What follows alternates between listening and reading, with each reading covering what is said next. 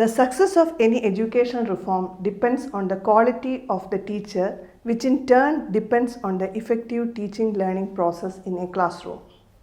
Dear learners, in this module we are discussing about teaching and technology integration in teaching.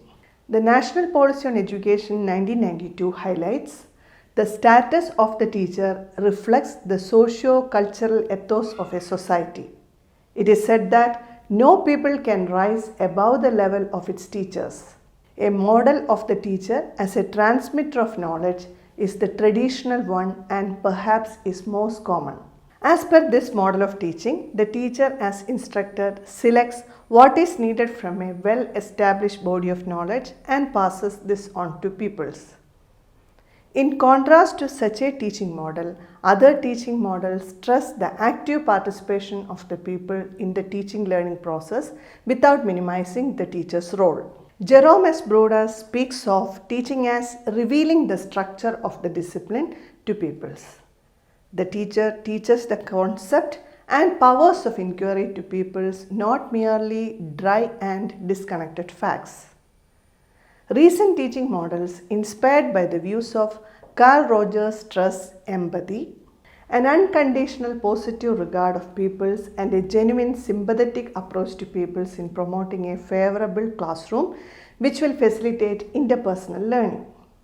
Such a teaching model emphasizes the quality of human interaction and the degree of interpersonal intimacy and interaction found in the classroom. Smith defined teaching as a system of actions involving an agent, an end in view, and situation including two sets of factors. Those over which an agent has no control, that is class size, physical facilities in classroom, physical attributes of the students and location of the school, and those which he can modify, that is ways of asking questions about instruction and ways of structuring information and ways of or ideas learned. This definition best suits for teaching in online mode also. Now we will discuss structure of teaching. Teaching is a three-dimensional process involving three types of activities, namely, first one, signs and symbols in teaching, second one, teaching as linguistic process, and logic of teaching. The teacher uses signs and symbols at the diagnostic stage and students begin to understand and take interest in them. The teacher also employs signs and symbols in the prescriptive and evaluative stages of teaching. The teacher uses all the three types of activities wherever it is applicable. Now we will discuss different variables of teaching. Mitchell has classified different variables of teaching into four categories: presage variables, context variables, process variables, and product variables. Presage variables are those characteristics of the teacher that may be critically examined for their effect on the teaching process. The teacher formative experiences and teacher training experiences include every experiences encountered prior to teaching and for experienced teacher subsequent experiences as well. Context variables represent the conditions to which the teacher must adjust. They embody characteristics of the environment about which teachers, educational institution administrators, and teacher educators can do very little. Example, institution size, class size, age, abilities, knowledge, and attitude of learners. Process variables are concerned with the activities of classroom teaching. These variables include all those acts which the teacher and students do in the classroom for observable changes in pupil behavior. Product variable. The outcome of teaching are termed as product variables. All those modifications or changes that come about in the pupils as a result of their involvement in the classroom activities with teachers and other pupils are called product variables. These variables include subject matter learning and attitude towards the subject, both of which involve immediate pupil growth. The teaching process is to be considered as a complex process, and as such it has to be planned well in advance and executed carefully. The teacher should appreciate the presence of presage and context variables in the process of teaching and should evaluate the effectiveness of teaching in terms of both immediate pupil growth and long-term pupil effect. Thus, the familiarity with these four broad categories of the presage, context, process and product variables of teaching essentially helps a teacher to become an effective teacher. Now we will discuss phases of teaching. There are three different phases of teaching. Phase 1, pre-active phase.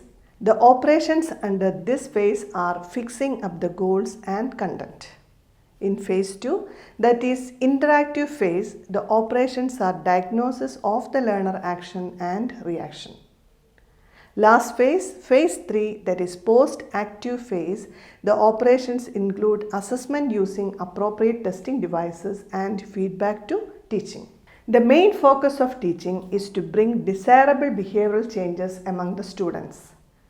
Teaching can be organized effectively at different levels by employing appropriate teaching activities and effective technology. Successful teaching depends upon effective teaching, and teacher effectiveness is determined by various principles and maxims of teaching advocated by educationists, psychologists, research workers and teachers from time to time. These principles and maxims were discussed in earlier modules. It is equally clear that whatever model a teacher has in view, he or she can and should integrate teaching technology with teaching methods to successfully carry out his or her professional intentions.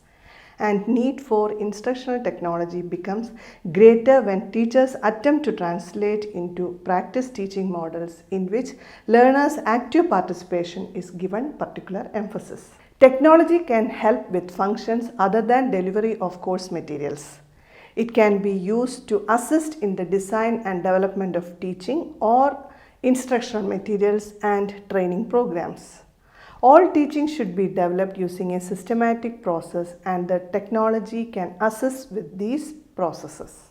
As discussed in earlier modules, the technology can assist with the creation and editing of printed materials as well as the design and production of graphics, slides, interactive files, video presentations and animations.